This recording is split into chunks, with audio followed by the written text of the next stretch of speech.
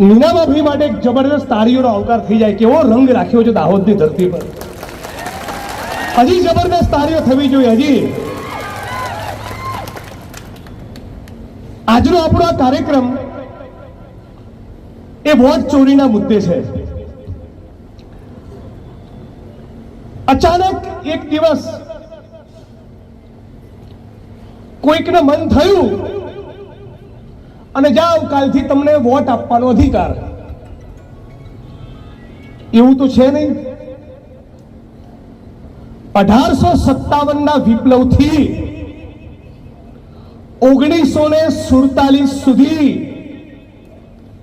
તમામ જ્ઞાતિ અને ધર્મના લોકોએ પોતાની પીઠ ઉપર અંગ્રેજ સલ્તનતની ચાબુકો અને દંડા ખાધા. તમામ જ્ઞાતિ અને ધર્મના લોકોએ 1857ના વિપ્લવથી 1947 સુધી પોતાની છાતી પર ગોળીઓ ખાધી.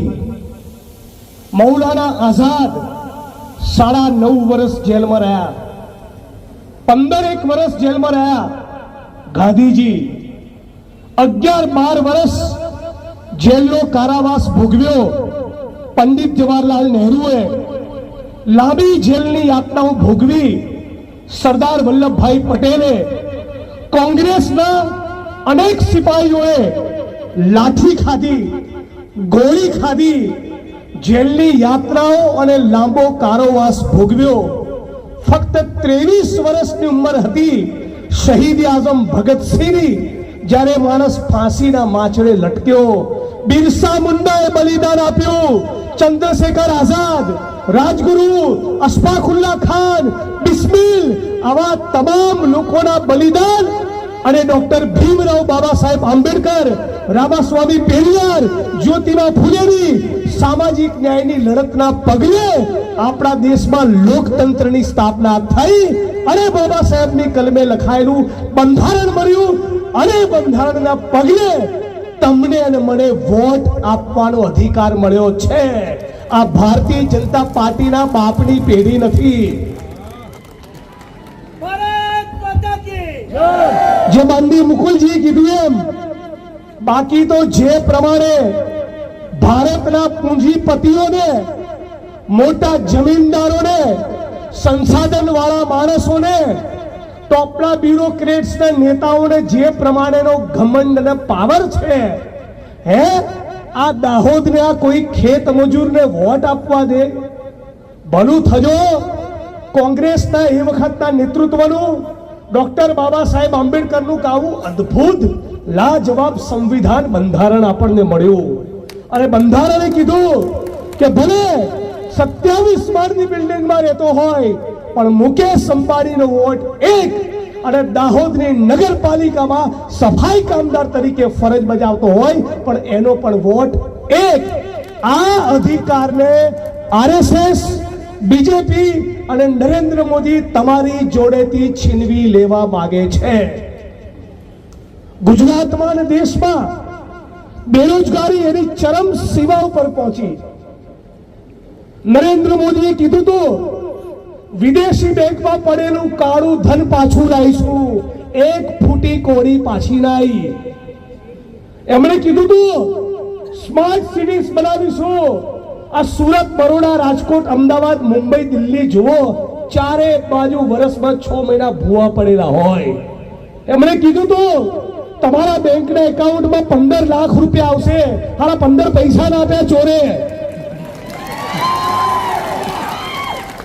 અને આ જે પરિસ્થિતિનું નિર્માણ થયું અને લાગ્યું કે આપણા બૂચ વાગી જવાના છે, જનતા આપણને ઓળખી ગઈ છે, વોટ મળવાના નથી, એવું જ્યારે આરએસએસ ને ભાજપ વાળાને ખબર પડી એટલે શું બચવા માટેનો રસ્તો કાઢ્યો કે જિગ્નેશભાઈના મત વિસ્તારમાંથી 5000 વોટ કરી દો. વિક્રાંતભાઈના મત વિસ્તારમાં જેને વિક્રાંતભાઈના મત વિસ્તાર સાથે લેવા દેવા નથી, ઘુસાડી દો એવા 15000 લોકોને. એટલે જેથી 2-5 હજાર વોટનું અંતર હોય એવી 25-35 સીટો જીતી જાય. અને તમને મને એવું થાય કે કાળા વોટ હાલતા નથી તો જીતે છે ક્યાંથી? આખા ગુજરાતમાં અને દેશમાં લોકોને સતત ડાઉટ હતો કઈક ઈવીએમ માં લોચો છે, હતો કે નહીં? હજી બી ડાઉટ છે, પણ રાહુલ ગાંધીએ ખાલી ડાઉટ ના રહેવા દીધો, એવિડન્સ પુરાવો આપ્યો, સાબિત કરીને બતાવ્યું કે 3 BHK ના ફ્લેટમાં 2 રૂમ રસોડાના ઘરમાં ગરીબ માણસ હોય, સાકર મુકલ રહેતો હોય તો 8ના બદલે 10 જણા રહે અને 12 રહે 15 રહે, પણ 250 મતદાર ક્યાંથી નીકળ્યા? એ શક્ય નથી.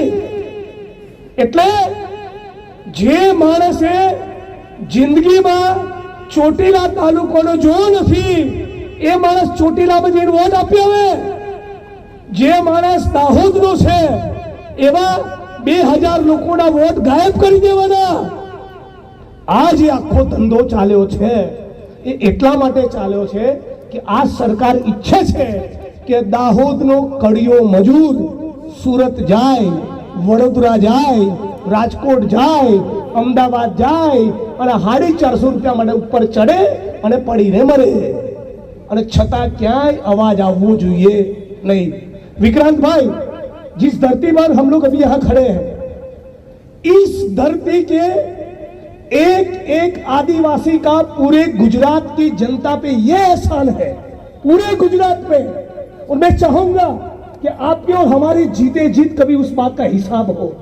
आज सूरत में, बड़ौदा में, राजकोट में, अहमदाबाद में एक एक जो इमारत बनी है, एक एक जो मॉल बना है, एक एक मल्टीप्लेक्स बना है, यहां से लेके द्वारका तक की जो सड़क बनी है उसमें दाहोद का, बांसवाड़ा का, डूंगरपुर का आदिवासी के निर्माण मजदूर का खून और पसीना है.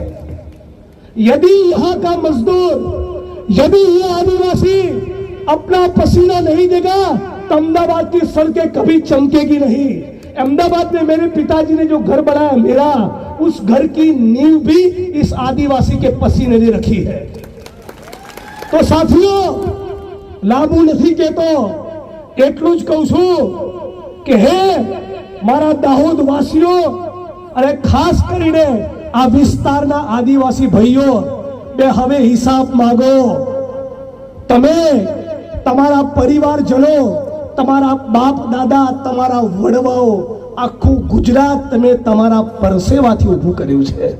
એક દિવસ તો આ ગુજરાતની સામે, આ ભાજપની સરકારની સામે જીવનમાં એકવાર તો હિસાબ માંગો. એકવાર તો 1 લાખ માણસ અમદાવાદમાં આવીને સરકારને પૂછો અને ગુજરાતની સરકારને પૂછો, તમામ રાજકીય પક્ષોને પૂછો કે ક્યાં સુધી મારા દાહોદનો ગરીબ માણસ એ તમારી બિલ્ડિંગ ઉપર ચડીને પડીને મર્યા કરશે. એકવાર તો પૂછો. આ સવાલ તમને પૂછવા આવ્યો છું કે ક્યારે પૂછીશું. સાથીઓ, આ ગુજરાત એ ફક્ત બિલ્ડરો અને પૂંજીપતિઓનું, ઉદ્યોગપતિઓનું નથી. આ ગુજરાત એ વાદી અને મદારીનું પણ છે. આ ગુજરાત એ નટ અને બજાણિયાનું પણ છે. આ ગુજરાત ખેડૂત, પશુપાલક અને ખેત મજૂરનું પણ છે. આ ગુજરાત દેવી પૂજક, રાવણ, માલધારી, કોળી, પટેલ, ઠાકોર, દલિત અને આદિવાસીનું પણ છે, મુસ્લિમનું પણ છે, અને પણ ડંકાની ચોટ ઉપર કહીએ છીએ. ગમે તેટલી વાત સંઘ પરિવારના RSS વાળા આ દેશને તોડવાની કરે, આ દેશની માટી અલગ છે. આ દેશમાં અનેક ઓલિયાઓ થયા, પીરો થયા, ફકીરો થયા, સૂફી સંતો થયા. જ્ઞાનદેવ, નામદેવ, તુકારામ, નરસિંહ મહેતા, રવિદાસ, નાનક, કબીરની આ ધરતી નરેન્દ્ર મોદી અને સંઘ પરિવાર વાળા ગમે તેટલો ફાટવા કરે ને તોય આ દેશની માટી જુદી છે. આ દેશમાં કાયમ માટે તિરાડ ઊભી નહીં કરી શકે. એટલે આપણે સાથે મળી આખું દાહોદ એક થાય, બહુ મજબૂત રીતે તમારા બૂથ ઉપર જઈને ચકાસણી કરો. એક પણ માણસ વોટિંગથી બચી ના જાય. દરેકે દરેકનું મતદાન કરાવો. જેની પણ ઉંમર થઈ છે દરેકને મતદાર બનાવો. કારણ વગર કોઈનું મતદાન અટકાવ્યું હોય, એનું નામ કમી થયું હોય, ફરી એની એન્ટ્રી કરાવો. જે તમારા વિધાનસભાનો કે બૂથનો નથી અને છતાં પણ આઈને વોટ કરી જતો હોય એને ત્યાંથી બહાર કઢાવો. આટલું જો કરીશું, તાકાતથી લડીશું તો મને પૂરો ભરોસો છે 2027ની ચૂંટણીમાં ઇન્ડિયન નેશનલ કોંગ્રેસનો ગુજરાત પ્રદેશ કોંગ્રેસ સમિતિનો અમિતભાઈ ચાવડાના નેતૃત્વમાં વિજય થશે અને આપણે બધા સાથે મળીને એક એવું ગુજરાત બનાવીશું જેમાં મજૂરી કરવી પડે તો પણ 500 રૂપિયા માટે પડીને મરવું ના પડે, સફાઈ કામદારે ગટરમાં ઉતરવું ન પડે, તમને પણ સારી ક્વોલિટીનું શિક્ષણ મળે, રોજગાર મળે, આરોગ્ય મળે. શહીદ આઝમ ભગતસિંહ, બિરસા મુંડા અને બાબા સાહેબ આંબેડકરના સપનાનું ગુજરાત બને. નરસિંહ મહેતા જે કહેતા હતા કે વૈષ્ણવ જન તો તેને રે કહીએ જે પીડ પરાઈ જાણે રે. તમને પણ કહેતો જોઉં છું, તમારા તાલુકામાં, તમારા ગામમાં જે છેલ્લામાં છેલ્લો જે ગરીબમાં ગરીબ માણસ છે એની સામું તમે જુઓ તો આપણે સાચા ગુજરાતી, તો આપણે સાચા ભારતવાસી. આટલું કહીને મારી વાણીને વિરામ આપું છું. બધાએ નારો લગાવ્યો, હું પણ કહીશ વોટ ચોર, તમે કહેશો ગાડી છોડ. અને બીજો નારો હું કહીશ લડેંગે, તમે કહેશો જીતેંગે. વોટ ચોર, વોટ ચોર, વોટ ચોર, વોટ ચોર, લડેંગે, લડેંगे. जय भीम, जय जोहार, लड़ेंगे जीतेंगे. इंकलाब जिंदाबाद.